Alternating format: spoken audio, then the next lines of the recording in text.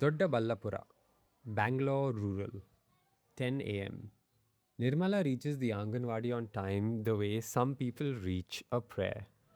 The lock is stubborn, like it always is. She turns the key once, then again, until the metal finally gives. The door opens into a familiar mix of smells: chalk dust, milk, a faint hint of yesterday's floor cleaner, and the warm air of a room that will soon fill with small bodies and small voices. She signs the register, straightens the mat, checks the milk, checks the chicky. Then she looks at the room for half a second. That tiny pause where she remembers why she fought so hard to get here. Nirmala comes from an ordinary family: a small home, a husband, two children of her own, and a government job she didn't get by luck. She got it by stubbornness and hard work. Somewhere inside her, there has always been one steady dream: these children deserve a real classroom. Not a waiting room, not a paperwork office, a classroom. The children begin arriving, some holding their parents' hands, some run in as if the room already belongs to them. Nirmala bends down one by one, and her voice softens without her trying. Come, sit, circle time.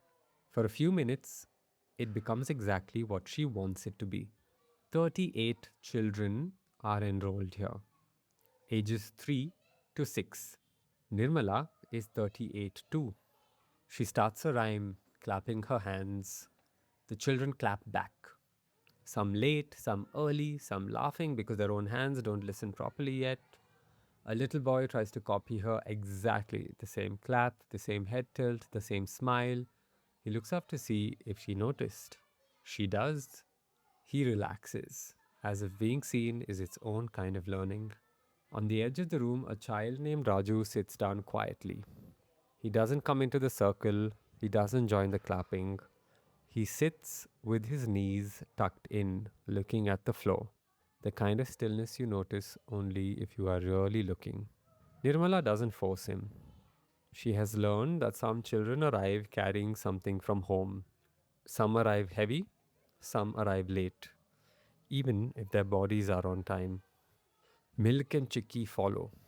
Wrappers crinkle, someone spills, someone cries, someone shares without being asked. Nirmala moves through it the way only someone who has done it 1,000 times can: wiping, calming, coaxing, smiling. Then she takes out a puppet. Story time. Her hand slips inside the puppet like it belongs there. A few children lean in immediately. Even the restless ones get quieter. Nirmala begins. Just 2 lines in, and that is when she sees it. Raju lifts his head. He shifts his weight. One foot moves forward like he's negotiating with himself. Maybe he will join. Maybe today he will trust the circle.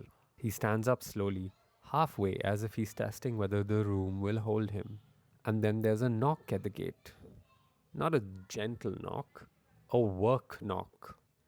The kind of knock that doesn't ask permission. Didi, ration ka kaam. Nirmala's eyes close for a fraction of a second. She doesn't sigh. She doesn't show irritation. She just does what she has been trained to do. Pause the children's world for the adult world. Bas 2 minute, she says automatically. She tells the children to stay seated. The puppet stays frozen mid-story. Raju stops.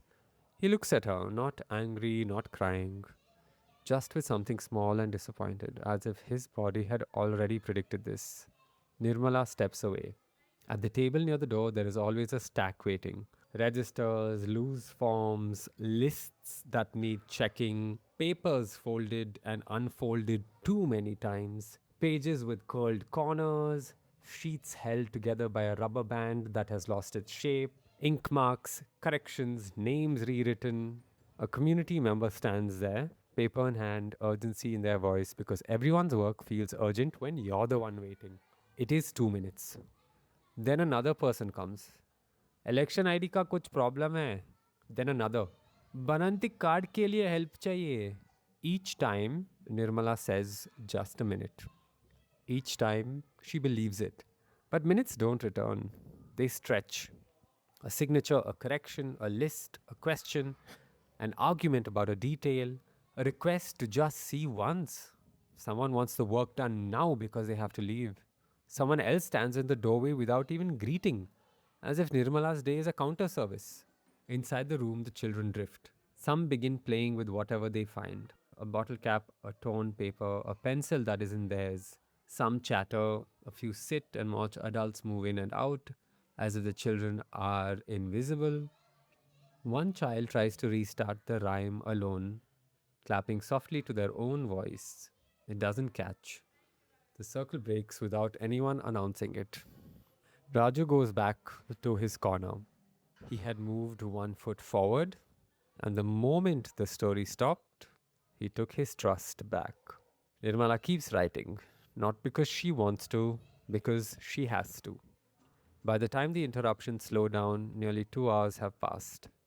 2 hours that were supposed to belong to children whose learning is made of play, rhythm, attention.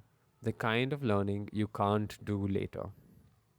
When Nirmala finally returns to the center of the room, she looks at the children and something in her face tightens. Not anger, something heavier. This is the part people don't see. They see a woman sitting at a table doing work. They don't see what that work steals. And then Nirmala says what has been sitting in her throat for a long time. Not as drama, not as complaint, as a simple, tired truth. We need proper training from the government to understand how to support children's development, she says. If we are expected to help children achieve their milestones, our focus must be on teaching, not only on paperwork. Her voice doesn't rise, but the words land like a boundary. During morning hours, this Anganwadi is for children, she continues.